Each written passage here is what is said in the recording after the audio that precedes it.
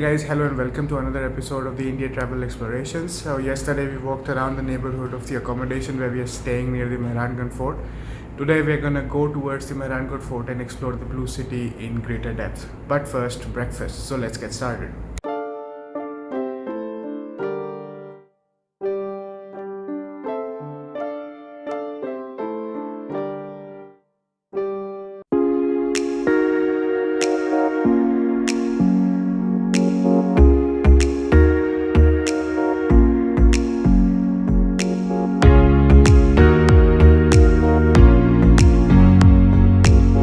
Breakfast, we hopped onto a tuk-tuk, or as we commonly call as an auto, and we came close to the Mehrangarh Fort.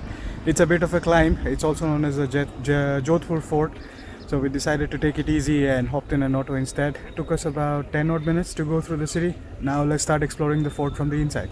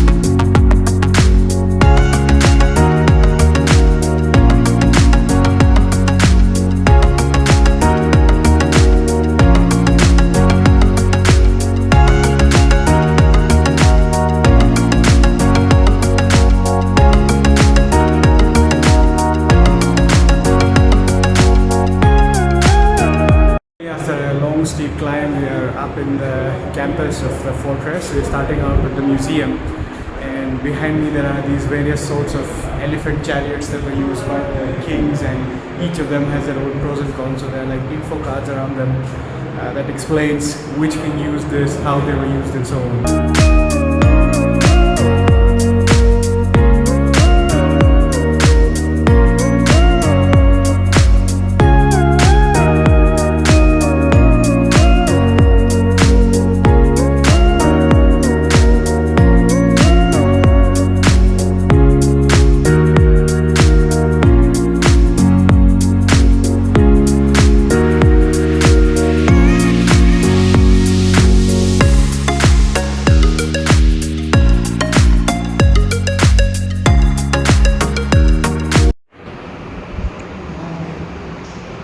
In this section they have various forms of palanquins used by the queens from back in the days.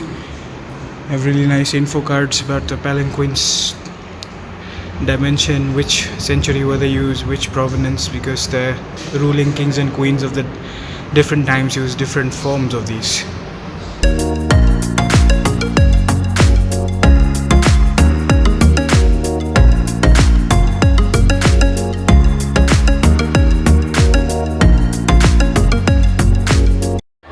The architecture is so majestic. Having so much fun exploring this bit by bit.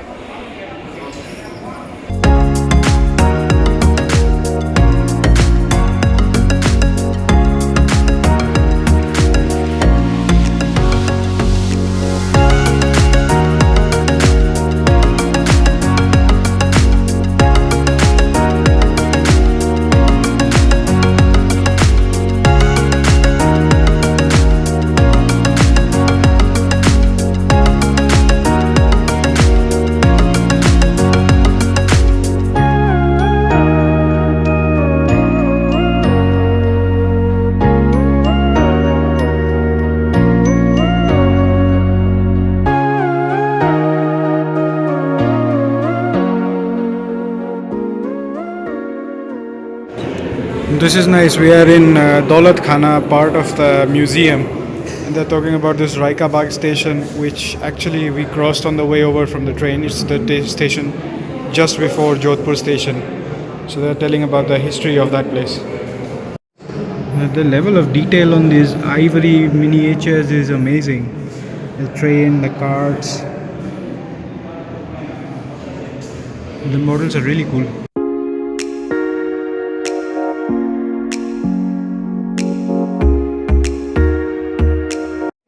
This padlock and key, I think, goes well with the majestic gates. Seems quite heavy though. It's very big.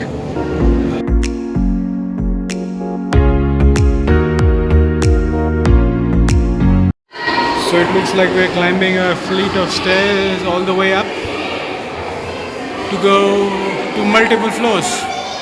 And there are a lot of school kids, so there is a lot of noise. This is what the kings and rulers of Marwar used to wear when they were not dressed up in armor. So this is some sort of their day-to-day costume.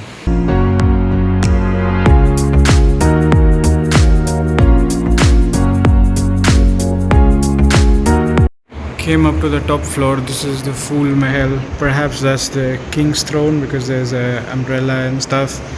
Might be his trusted ministers over there, and then the rest of the members of his team.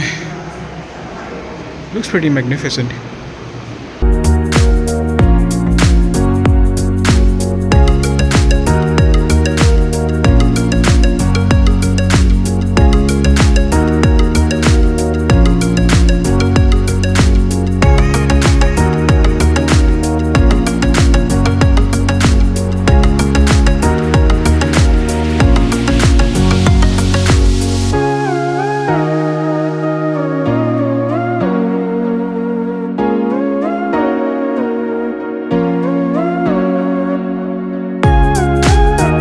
We're now at the rooftop where you saw the bird's eye view of Jodhpur from, and this is the royal armory. All the royal weapons are kind of recovered and restored here. And those are the spears. Those are like, I don't know, probably 7-8 feet long, the tallest one. It's quite big, might not appear so on the video here.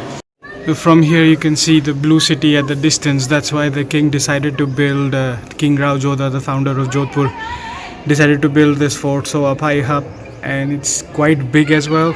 You can spend almost an entire day walking around, and it also gives him a lot of strategic advantage, so he could protect his kingdom and his loved ones. But the architecture also is quite nice, and you get to see the blue city right there.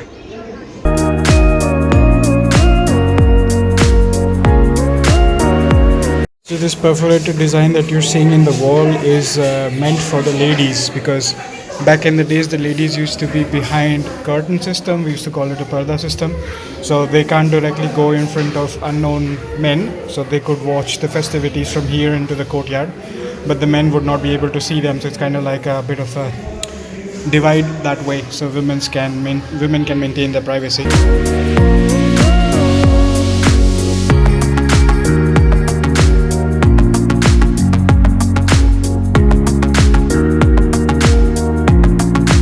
Finally, after all this humidity and heat, it started to rain. I'm at the temple, and there is a guy playing traditional cultural music here. So let's explore.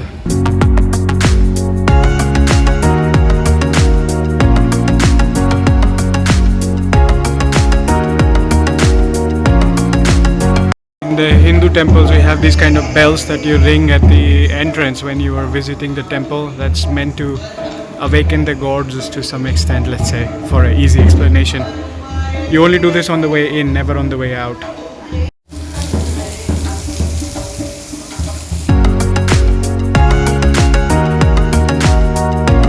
Amazing rain to beat the heat finally. Really enjoying it.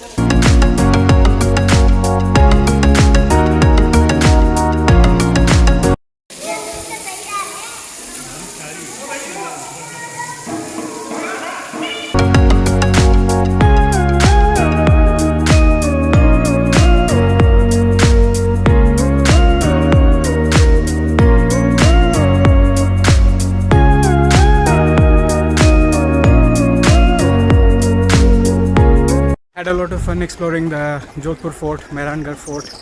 This fort was actually captured twice since it was built, so it was not so bulletproof as the king thought.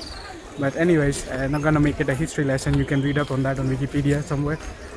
Going to the next checkpoint, there is a nice Rao Jodha Park, so I'm gonna check that out and see how that is. The weather is becoming humid again, but at least it was a few moments of relief thanks to the rain.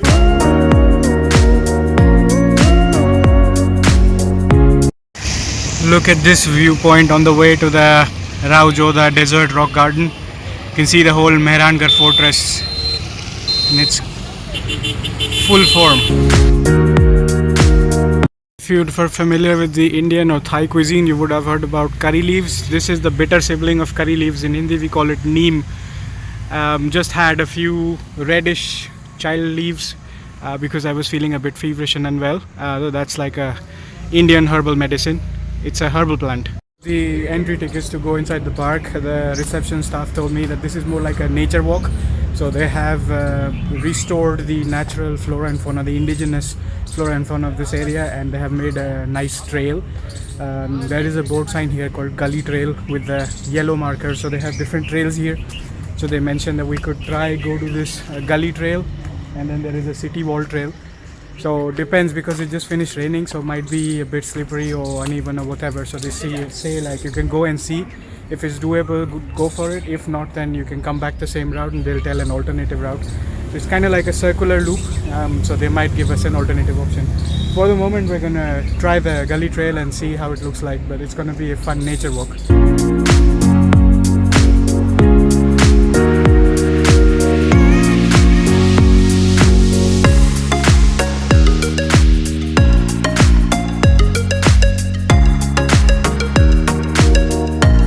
So we probably have a guide who's going to go with us. They're going to show us the way, ma'am? No? This is the Gully Trail, and as the staff was saying, because of the rain, it's kind of flooded now. Some people have removed their shoes and tried to go ahead, but I think we'll go back and ask for an alternative option. So the staff told us the alternative route, which is to go from the exit in. So you're doing it anti-clockwise in some sense, or the other way around basically. So because on that side there is a stream of water flowing and it's not safe to go in, so we're just going to follow the trail the other way around and see how far we can get and what views we get. This is the walking route we have. It's a off-road kind of terrain, and there's the city wall at the distance, so you can enjoy a nice view there.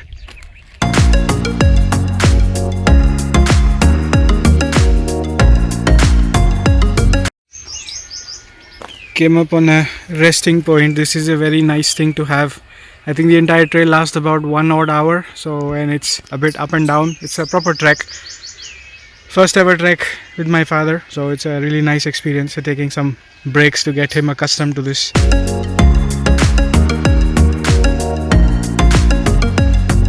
So we have come up on a viewpoint. There is a lake that side, there is the Mehrangarh fortress this side.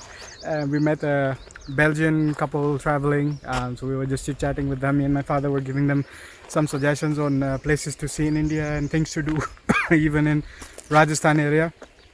And yeah, we helped them take a few pictures. The guy was like setting a timer on his camera and running back and forth, so he was struggling a bit. So we helped him out and we connected, became friends. They also helped us take a few pictures, so I have a couple of nice memories with me and my father, because all this time one of us was always behind the camera. Also in the Mehrangarh fortress, I didn't mention that there was this Japanese couple. I got chatting with them in Japanese and they were very surprised. I kind of semi-hijacked that tour, but they were like really surprised that I could speak fluent Japanese still. They got chatting, how do you know Japanese, were you in Japan, are you coming from Japan, and so on and so forth. So we got to know each other a bit. And then in one of the courtyards, I might use that as the thumbnail for this vlog. If not, I'll put that picture here on the screen just for good memories. They helped us take a picture because they realized I'm traveling with my father and he was behind the camera, or sometime I was behind the camera. So they were kind enough to say like, you both should have a good picture together. So they helped us take a few pictures. That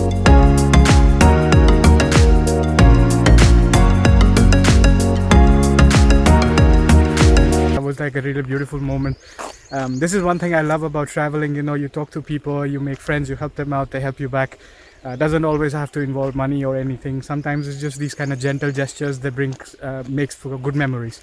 So just gonna get close to there is that river lake there, so just gonna try to get close and see what kind of view we have there. We've seen the fort from all possible angles already, so that's really nice. Just gonna rest up a bit and then start heading back because that's a dead end.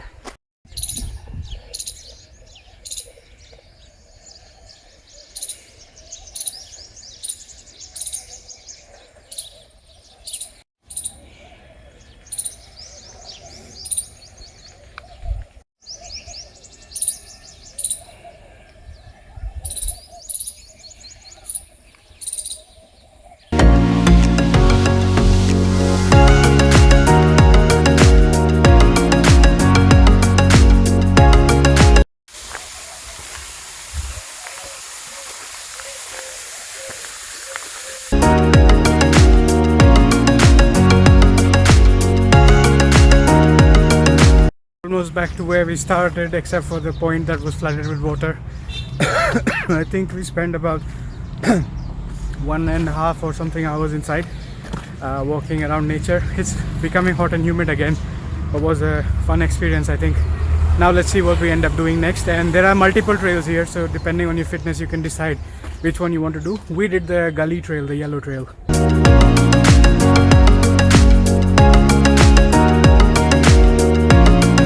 So after the Jodhpur fort, also known as Mehrangarh fort, we are headed to Jaswant Thada. Next to, the statue is hidden behind, but there's a statue of the founder of Jodhpur, so let's get closer look. The statue of King Rao Jodha, who was the founder of Jodhpur, and that white building is where we are headed.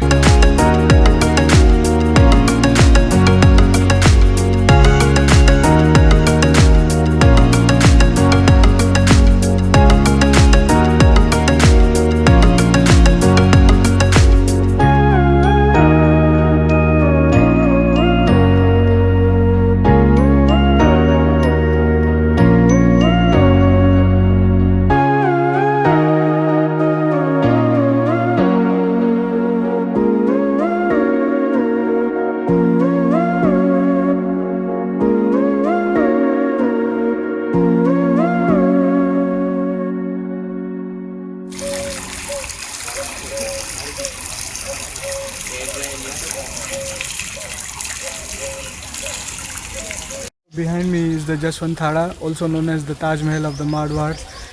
This was built by the son of King Jaswant, and this is where the royal family was cremated. That's why it has a similar connotation as the Taj Mahal, and hence the name. Also, it's also made of ivory marble, so there's quite a bit of similarity between the architecture and the purpose of this building.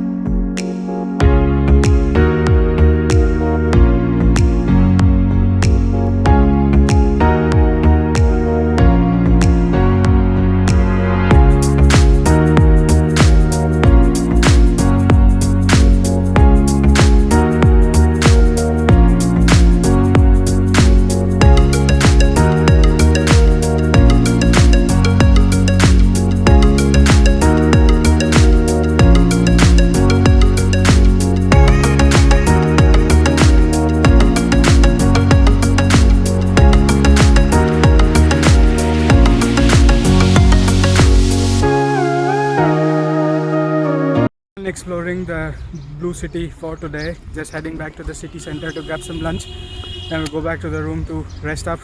It was quite a nice long walk for the day. We spent almost from 10 a.m. all the way, it's almost 4 p.m. and then we're gonna have a late lunch now, so that's gonna be around 5 p.m. So that's a good time to go back to the accommodation and get some rest, but late lunch first.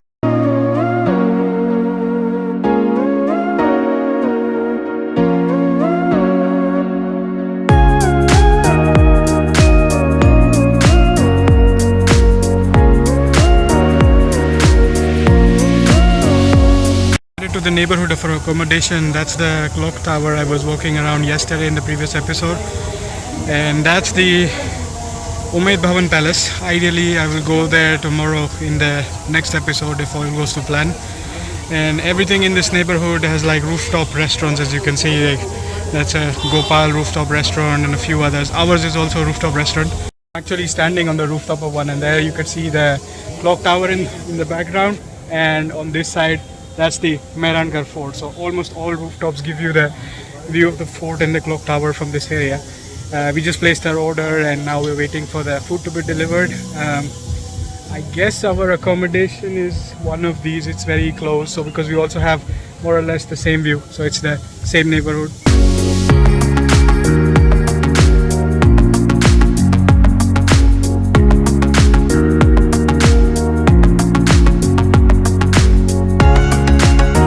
Finally back in the room. We walked quite a bit today, almost 12 kilometers, had a late lunch, now just resting, recovering from all the heat, the humidity, the rain and sudden change of weather. I also need to give some rest to my throat, so I'll end this vlog here and I'll see you again next time. Another day, another exploration of still in the Jodhpur city. We still have one more night to go before we move towards the next destination, so let's see what we end up doing in the next episode. Till then, this is the Rustic Wanderer signing off. See you next time.